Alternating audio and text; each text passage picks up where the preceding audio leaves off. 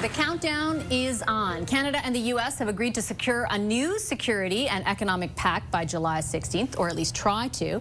In the meantime, Prime Minister Mark Carney and his government are preparing potential counter tariffs on steel and aluminum and moving to protect the now vulnerable industry. Melanie Joly is the Minister of Industry. She joins me now in studio. Hi, Minister. It's good to see you. Thank you very much for making the time. The steel industry in particular, already hurting, says that what you're doing, what you've just announced this week, falls short. Why are you not levying equivalent counter tariffs on the American steel industry at this moment? So first and foremost, it is important for everybody watching us right now to understand that indeed there's urgency in the steel and aluminum sector. There is, and that's why we wanted to make sure that we were protecting our domestic market against countries that are not following the trade rules, and we won't accept any form of dumping in Canada.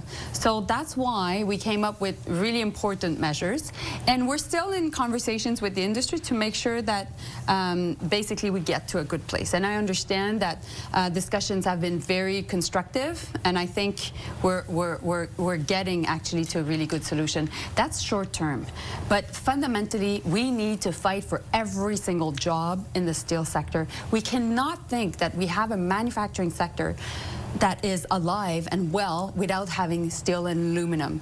And it's a question of national security.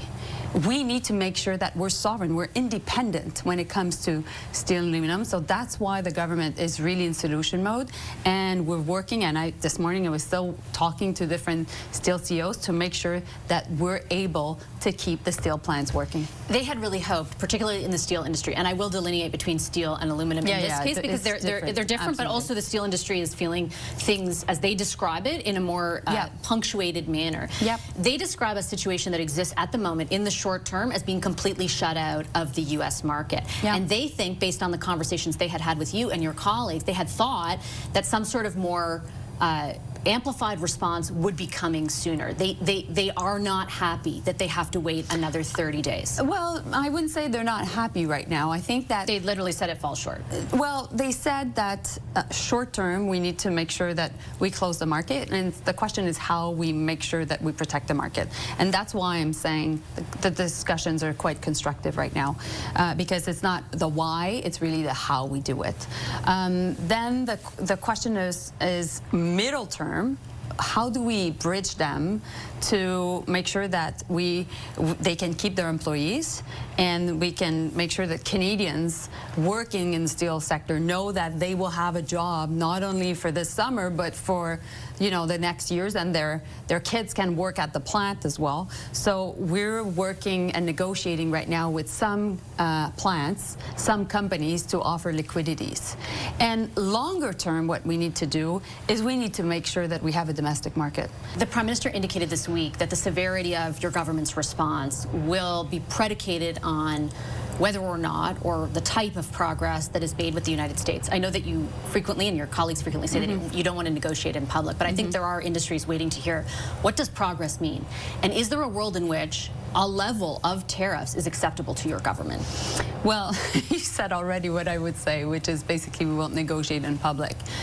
Clearly the White House around the world with all nations have been saying that they want to keep tariffs. And when you look at what they did with the UK, they agreed on a trade deal which includes tariffs. Now, we believe right now that Canada is the country where there's less tariffs than other countries in the world.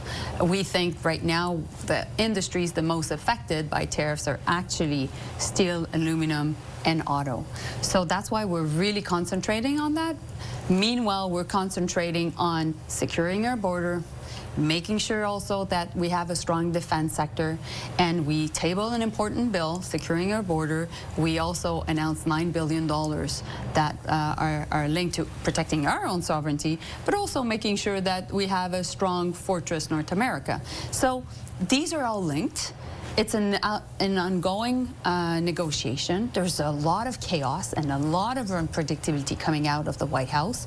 We need to cope with that. But my job as industry minister is to fight for all the workers that are on the front lines of this trade war, and that's what I'm doing. That's why I ask in principle about the level of tariffs that you as Minister of Industry would find acceptable, because there are tens of thousands, hundreds of thousands of people who work in the industries you represent who are waiting to hear at what level of damage your government would find acceptable. When you referenced the UK deal, for example, you talked about how they accepted a certain level of tariffs. Like, they almost tried to characterize it as a win that they're only at 25%. Is your government ever going to do that? Like, are you going to claim a win if we have 25% tariffs on Canadian aluminum and steel? Listen, Vashi, we've always said that these tariffs were unjustifiable, that they were illegal. There was also even a decision from some important courts by the justice system in the U.S. saying that tariffs were unconstitutional. So we're following that closely, as of course we will let the justice system in the U.S. decide over that. But meanwhile, we're in good faith. We're negotiating, but we know that sometimes the president and his team decide to do things on trade that we don't agree. So meanwhile, that's why we accept them. Is the question I'm posing to you. I won't, like I told you, our position of principle has always been to fight against any form of tariffs. And we believe that Canada and the U.S. can benefit even more from free trade. That's what we've been able to do. But we're not Boy Scouts or Girl Scouts. We're not naive. We can't be over-dependent on the U.S. And that's why we need to build this domestic capacity. We need to be closer to Europe.